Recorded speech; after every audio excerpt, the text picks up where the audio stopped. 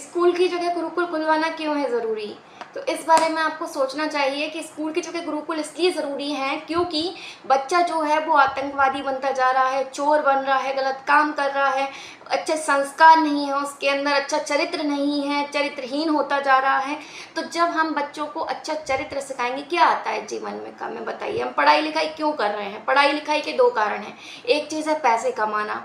हम स्कूल में बच्चों को इसलिए भेज रहे हैं जिससे कि वो काबिल हो जाए, पैसे कमाएं और अपने ऊपर अपने पैरों पर खड़े हो जाएं, जिससे कि वो किसी पर निर्भर ना हो और अपना जीवन अच्छे से चला सकें।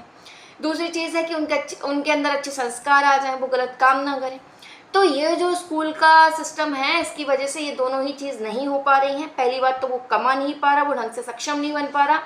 एक स्कूल में लाखों बच्चे पढ़ते हैं लेकिन उनमें से कुछ ही सिलेक्टेड कुछ बन पाते हैं, और बनने के बाद भी वो 5-5 हज़ार की नौकरी कर रहे हैं उन्हीं स्कूलों में जाके।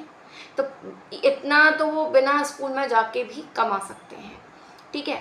तो ये समझने का है कि जो अपन को कितना सीखना था स्कूल में, राम एक अच्छा बच्चा है, ये एक वाक्य है। इस वाक्य को हमें अच्छी तरीके से पढ़ना, लिखना और बोलना सीखना था, लेकिन ना तो हम इसको अच्छे से पढ़ना, लिखना और बोलना सीख पाए, और इसको पढ़ना, लिखना और अच्छे से बोलना सीखने के लिए हमें इतने सालों का समय लग गया।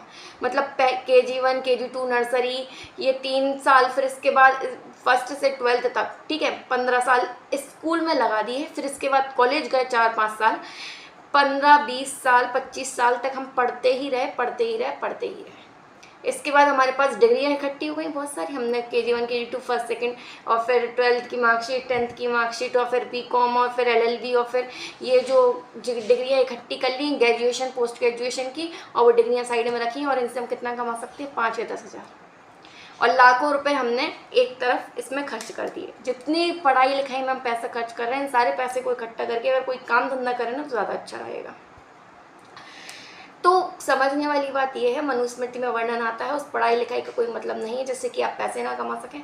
पढ़ाई भी ऐसी हो जिससे बच्चे को करने में मज़ा आए, है ना। तो इस तरीके से पढ़ाया जाए, चीज़ों को प्रैक्टिकल रूप से बताना ज़रूरी है कि अगर आप प्रैक्टिकल तरीके से बताएंगे तो ज़्यादा अच्छा रहेगा।